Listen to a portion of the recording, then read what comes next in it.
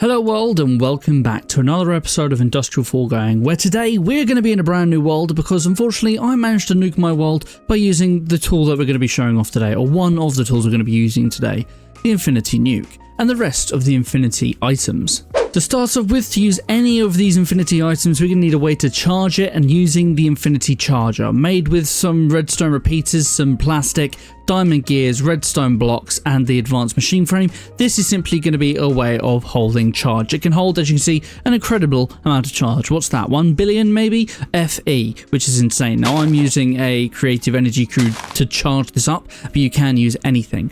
Now you can charge absolutely anything you want with this. It doesn't have to be from Industrial Foregoing, but this is the fastest way of actually charging your things inside of Industrial Foregoing. Now the first thing I want to show off is the Infinity Backpack. This is made in the Dissolution Chamber, and all of these items are made in the Dissolution Chamber, and they all require pink slime except for the Infinity Nuke, which uses ether gas. Besides that, pretty much every single one of them require gold gears and maybe a few diamond blocks or gears, but everything else is a little bit interchangeable. Now for the backpack, we are using 2 black hole tanks and 2 black hole units with a diamond gear, and when this is made we get our Infinity Backpack. Now when we hover over this, we can see that we have got many different things that it says we can use. Now by default, what you can have is you can use this without any power inside. However, it's not going to be working too well, and as you can see, it's going to be the tier of poor. If I type in here Infinity Backpack, we'll see all the different types. We have poor, then we have common, uncommon, rare, epic, legendary, and then artifact. Now how these work is that the more power you put into any of these tools, the more sort of abilities you're going to be able to use. As well as that, you can actually fill these up with biofuel, and biofuel will either allow you to activate a augmented ability, or it will allow you to actually use biofuel before using power. Although I have not really been able to see power being used, but some of these they apparently do use power. As well as that, biofuel can actually change a handful of other things.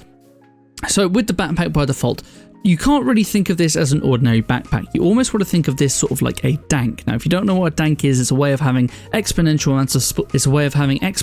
amounts of storage on hand, but only for specific items. So if we right click this open, we can see that we have got a 32 spaces here, which can all be filtered with any different block that you desire. So if we go in here and we take, say, cobblestone, we're probably going to be mining a lot of this. We can put that in there, maybe some dirt, then we can probably put some sand, and so on and so forth. You can have these for whatever you want. Now from this, since we're only on the poor tier, we can hold 2048 items, but I don't believe that is 2048 items in its entirety in here. I believe it's only 1 square, but I could be wrong. I'm not finding any good documentation to actually distinctly tell me between the two. Well, there you go. That answers my question. I've just put a load of items in here, and I've got 2048 cobblestone in here, and then I've still got 1048 dirt. So it's 2048 per item, as you can see. Now, from this, say you were keeping mining, you can, on each individual item here, say you can have void, which means if you pick up any more of this, it will automatically void. You can use control left click to either disable this or enable this. So I had this on disable, so that's why things were stayed in my inventory. But if I had it as enable, if I kept picking up cobblestone, it would go into here, but it would also get voided. And then we have refill, and refill is essentially, it allows me to have 1 stack of stuff in my inventory here. So I've got refill mode on in here, and if I place this down, as you can see, my stack isn't going down, but this is technically going down. You see, we only have 1984 in there now, which makes sense. Also, there's no digging animation sort of thing. So that's how that basic function works. On the side here, we have a couple of different things. We have got magnet, which allows me to obviously use a magnet sort of effect. If I was to drop all this down, now bear with me, and I drop this down, you can see that all these purple things happen, but these isn't actually picking anything up. Now this is where the biofuel comes into it. Some features in some of these items aren't going to work unless you have the biofuel, and these items on the side are those. So the magnet, the auto pickup will work automatically, which we have a few different options. Now it says here on the side it doesn't quite go big enough, but if you hold sneak or control while pressing your default open backpack key, which for us is B, if I press B, it opens it up. If I was to hold shift and press B, it would change our mode, as you can see here. So we have XP and items to pick up, just items to pick up, just XP to pick up, and then disabled. And then you also have the switching of the refill mode which is control, I believe. So if you hold control B, this will activate. Narrator off. As you can see, it does my narrator, which is a little bit annoying. But that's essentially direct on and off, I believe. It's kind of hard to say. And then the last thing here is charging. Now this is basically if you have some sort of wireless charging in your base. This here, as you can see, well, you can't see there. If you go into infinity, the final tier of backpack holds so much energy that you will drain anything you have. So it's a way of actually turning off charging. Or if you only wanted to have this at a certain tier, then you could disable charging. The last things in here is obviously we have power. We have a biofuel slot, which is right here. Then we have a essence slot, which is right here. So this is whenever you're killing mobs, you'll pick up experience and it'll go into here. And the last thing we hear is actually liquid meat. If you put liquid meat in here and you turn it on, it's going to automatically feed you. So how about now we actually put this on? I just have a creative tank here, but you can just simply fill this up in any way you want. So there we go. We have now got ourselves some food in here. Not food, power. Then we got the food in here, just like so. And then if I was to kill things, essence would go in here. So how about we work on upgrading this? Now, the way you upgrade this and any other tool in the game is through power. Now, as I say, we want to use the infinity charger. Now, this doesn't have anything in it at the moment, but if we have the infinity charger here, what's going to happen is this, in one click, is going to drain everything in it. So this is put this straight up to legendary tier, which is, besides filling it up entirely, which is incredibly hard to do, the highest tier you can more or less get, as you can see here. Now, as you increase your power, you can see that the amount of items you can store goes up. So by default, you can hold 2,048 of each. Now it's 16,034, 384, and so on and so forth. So we are now on legendary tier, so we can hold 67,108,864 items of each individual item in this 32 block space. Now, I do believe that you do need to have biofuel in here for these numbers to actually take effect. So if I was to do this very quickly and start dumping this all in, yes, I believe because I got biofuel, this is why it's being able to go up. Now, this infinity liquid backpack, this biofuel here, it will slowly tick down, but only sort of as you use it. Just by having the magnet on, say, by default, isn't going to use your fuel. However, as you can see, just by putting some things in here, I believe it did tick down. Maybe not? I'm not too sure. Anyway, if you hold right click, you'll take out 32. You hold left click, you'll take the whole amount. And oops, I did not mean to do that. So all you have to do is, by the way, is you have to shift left click on these to get rid of them when they are on 0. Just like so. So there's many things you can do here. So let's just quickly show off the magnet again. I apologize if this is all a little bit confusing, but there you go. The magnet now works. It's got a decent range to it, and it happens every 3 ticks, so it's not a permanent thing. So you just got to take that into account if things aren't picking up. But that is the backpack in a nutshell. And lastly, this can obviously go into your curious slot. So now how we get into the fun part, the actual tools. So for this, we have got the drill made with a range upgrade. The range upgrade is going to be a feature in, I believe, every single one of these items now. But the unique items is the diamond shovel and the blocks of diamond here. Now, the exact same thing occurs with the drill. This by default has a 1x1x1 area, and we can change this by here. However, since we're only in tier 1, we can only do tier 1. We can also use fluid or put some biofuel in here, and this I believe is one of the ones where it will allow us to actually use biofuel instead of power. But if I'm going to put this into the creative cube in here, so this will instantly charge up very quickly, as you see here, and it's going to take forever. This is with creative items, and it's going to take forever to get to the next tier, but it is possible. So now if I hold shift and right click, we have more options now. We can either do a 3x3, a 5x5, 7x7, a 9x9, or 11x11. Now, as I'm in creative mode, this won't really work, so bear with me here. Now in survival mode, what we can do is break that, and as you can see, we start breaking in an 11x11 area. It is very powerful, and it's rather quick. Now, the cool thing about all of these infinity item tools as well is anything you break will automatically go into your inventory. It will just sort of, instead of it all dropping down wherever it is, it will get sucked straight to your person. Then you can pick them all up. But that is essentially the drill. And as you can see, we started using loads of biofuel here. Next we have the saw. This is going to be made with a diamond block, pickaxe and 2 diamond axes. Now this works very similarly to the drill, however there is one different caveat to it. So if I was to go over to one of these trees here and I were to go into survival mode again, what will happen is that you would think that this would be some sort of thing to do some sort of massive tree felling, but it's not. What it does is when you break down one item, it doesn't look like it's going to work for me. That's annoying. I'm going to need a little bit of power in here, which means we are going to have to go and put power in here straight away to make it legendary. But then inside of here, we'll keep it at a 1 by 1 by 1. So what will happen is this, as this breaks, it doesn't just tree fell the whole thing. What it will do, it will break one block on this tree over and over again. So as you break this, you can't really see because it's technically happening off screen, but I am collecting items. This is essentially breaking one leaf at a time. And it looks like it's actually breaking leaves all the way over here because these are all connected. So how the area works isn't directly an area, it's going to be how many blocks it can sort of break at a time. So if I put this onto 11 by 11 by 11 and start breaking this now, we can see that it's working a lot quicker. It's doing a lot bigger space. Now it only works with connected blocks, which is why it was doing so many things. So if we had a massive oak tree, it should be able to do the whole thing in more or less 2 or 3.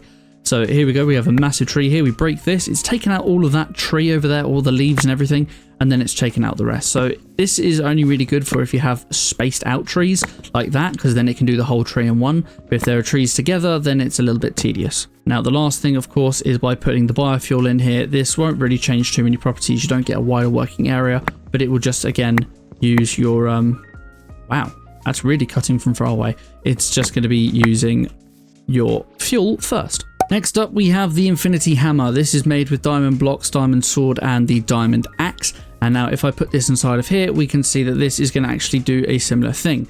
So with your area now, it's not going to be your area, well, it kind of is your area effect, but it's also the amount of damage you're actually going to do. So if we have this on a 11 by 11 by 11, and let's say we have spiders, again, unfortunately, I'm going to have to be in survival mode for this. But if we spawn in a load of spiders here and actually take it off peaceful mode, how about that? What will happen is we'll have this on 1 by 1 by 1 first, and then we'll just attack. As you can see, it's pretty powerful already. But then if we put this all the way up to 11 by 11 by 11, we can see that it works in a massive AoE area. Now, the other cool thing about this is that the higher level you go, you'll also get this beheading. Now, I'm not sure what level you get beheading by default, but the higher level you get, you'll get beheading 1, 2, or 3. So you don't need enchantments. Now, spiders, I don't believe you can actually get heads, but any item, any mobs in the game that you can actually get heads from, you will obviously get the equivalent enchants, but through technology. So this is very good for wither skeletons or creeper skulls, and I believe you can get skeleton skulls by default in the game. I'm not too sure. Now, another secret mode that you have with the sword is that if you hold shift and right click, it doesn't work in level 1 by 1. I'm not sure what level it does take effect, but there you go. You can end up having this, I don't remember what type of mob it is from the raiders, but you can have this effect by just simply right clicking on the floor. Now, the further you have it, the further you have your area effect, the longer the range is for this as well. Next up, we have the Infinity Trident, made with a hoe and a trident and 2 blocks of diamond. This is going to do all the things that obviously a trident does. You can use it through Riptide, through the water, or you can simply throw it, just like... No? Why don't you let me throw? Let me throw you. Interesting. I can't throw it by whatever means. I can just hold it down, but I can't throw it without any charge. So how about we put some charge into this? Just like so. Now I can throw it. Good stuff.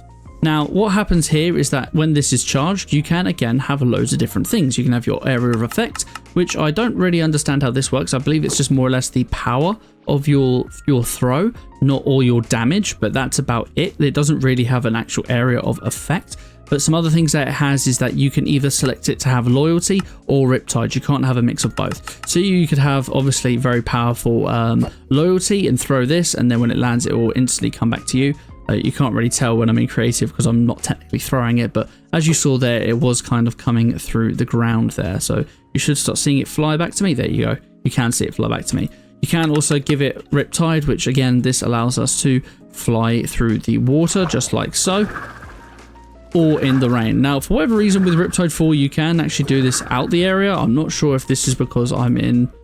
No, it isn't because I'm in creative mode. So you can just use this anywhere else, which is pretty cool. And then the last thing we have is channeling, which allows you to throw this, and then it will give you lightning strikes, which is pretty cool. The next item we have is the Infinity Launcher. This is made with a bow, imprisonment tool, and 2 blocks of diamond. Now, this can work just sort of like a bow. If we hold right click, we see we have this area of effect and we have these different modes here. Area of effect is going to be purely the amount of damage you end up doing. So if I charge this in here just to show off, and then I will pull it in with fuel. Now the fuel doesn't do anything with this, and I did forget to mention with the Trident and the hammer, it doesn't do anything like extra damage or anything like that. It's purely about the power usage. So the way this works is if we get a spider can actually work. If we get ourselves a load of spiders here, and take it again off peaceful mode. If we have a load of spiders here, if we have an imprisonment tool in here, we can have multiple of these, and we have this on capture mode. What will happen is when we fire this, it will actually put these guys into their imprisonment tools that are in your inventory. So it's a way of using the imprisonment tool at range for a little bit of safety. As well as that, in here we can put it on release, and the same thing happens. You can basically release these guys at range if you so wish. The last thing, as I say, is the damage thing. So if we're on level 1, I believe we have to be in survival mode again for me to this work. You can see we are at full hearts. If we fire this at this guy, about 2.5 hearts. If we do it again, about 2 hearts. It's a little bit random. But if we have this turned up to 11 by 11, we're going to get a lot more damage. We should see about half its health go. Yeah, you go about half health. And then I just completely missed. So yeah, it ends up instead of you doing maybe 4 shots, you do about 2 shots instead.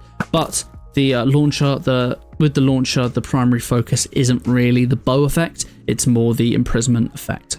Now, the very last item which you have all been waiting for, and that is the Infinity Nuke. The Infinity Nuke is made with some TNT and ether gas, as well as some nether stars inside of the dissolution chamber. Now, this guy is a little bit weird. So you can charge up the amount of stuff it has. If we hold shift and right click, we can change the radius, as you can see here. So if we fill this up right now, it gets all the way to legendary tier. You can actually see that with the Infinity Nuke, the tier is based on the color that it has, unlike the other tools. If we hold shift and go into here, we can see that we can change the range. Now, I don't know exactly. This means radius, but it kind of doesn't really make sense on how it works, because the 2R, I have tested it. It literally did, let's say, a 4 block explosion, but in a 1x1x1. Or sorry, a 1x1 and then 4 blocks down. So it's kind of difficult to say, but the way this works is that we can scale this all the way to 209. Now, the cool thing about the Infinity Nuke is that if we put this in biofuel, this is not going to double, but it's going to be about another half the effects that you can get on it. So by default, it's no longer 2, it's now 3, 5 is 7, 15 is 22, 33 is 49, and so on and so forth. So you can get this all the way up to 196. Now, you can get this even further. If you were actually able to fill up the entire thing, you can, obviously, as you can see, go up to 159, and that is with the biofuel as well. Now, as I said at the start of this episode, I did manage to completely break my first world by blowing that up. So I'm not going to blow it up in this world, but I have got another world where I have been able to blow up the max size Infinity Nuke. So here I am, loaded into our world here. Now, just brace yourself for how big this is. You can probably already tell by the minimap. It is rather large.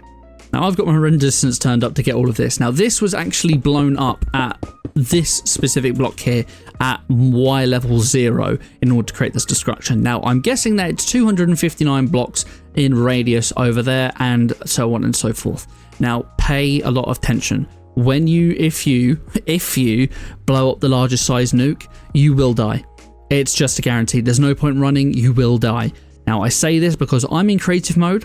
I placed this here and I flew 600 blocks over there, and I kept flying and I kept going up at the same time. It still killed me by the time I reached about 1200 blocks away. It still killed me, and I'm in creative mode. It kills you in creative mode. So trust me, you will die when you set this off. There is nothing you can do unless you have a teleporter set up loads of blocks away prior to blowing this up and you're willing to lose it.